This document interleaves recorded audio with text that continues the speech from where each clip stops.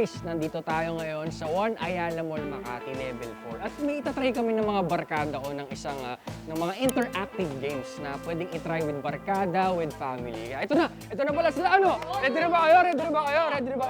Ready na. Oo guys, magtatry kami ng mga interactive games dito sa Inmerse. Kaya tara, samahan nyo kami. Let's go! So, Inmerse po, basically interactive games. So, in short, parang ano namin siya ino-offer sa mga friends, families, for bonding, sa mga team building, we accept din po. So, may mga company din kami previous na naglalaro dito. So, gusto nila mag-bonding each other, we recommend this place po. Pero ano po ba yung mga interactive games na pwedeng malaro dito?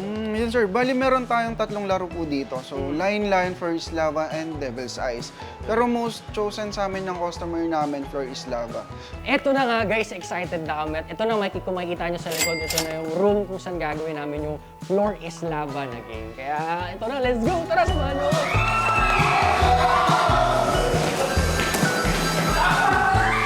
Then Floor is Lava, basically iwasan lang ng players yung red, ubusin yung blue, for them to go to the next level po. Ganun lang siya. Yan. Sa Floor is Lava po natin, minimum namin 2 players, up to 8, yung isang big room, then yung isang room up to 6.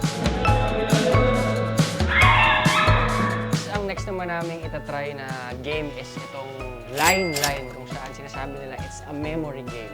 May kinalaman sa colors, yung recognition sa pattern. So tara, let's go! Sa level na to, sasabihin po sa mission kung anong color yung kailangan yung itap. So on this one, triggering the blue ones po. So dapat ganitong color lang. Yan. Opo. Yung last pattern at anong color. So like that, tapos blue kasi hahanapin nyo dyan. Yun.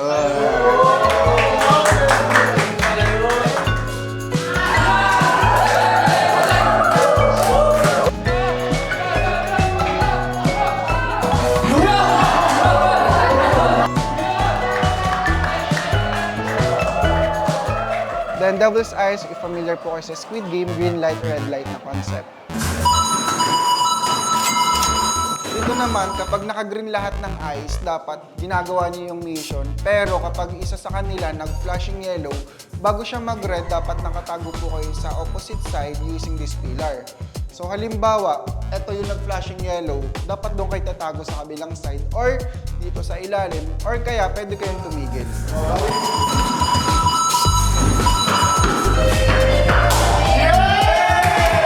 Superhead natin sa Line Line 350, sa Devil's Eyes 400, then sa Floor is Lava 450 kapag weekdays po. So kapag weekends, add lang tayo ng 100 each game po.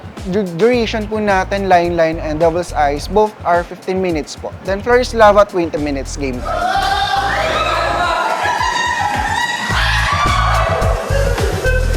So guys, punta na kayo dito sa Inmerse located sa One Ayala, Makati.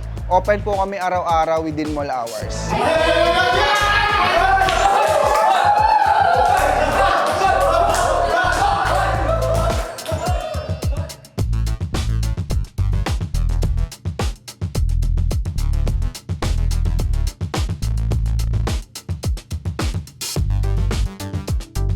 Yun guys, kakatapos lang namin laruin yung The Floor is Lava, pero ginawa namin sa Magma Room kasi mas marami ditong persons na pwede. Kaya ayun guys, sa mga gustong mag-try dito ng mga fun and interactive games, no? Pwedeng family outing ninyo, pwede with friends, and pwede rin sa company nyo kung may team building kayo.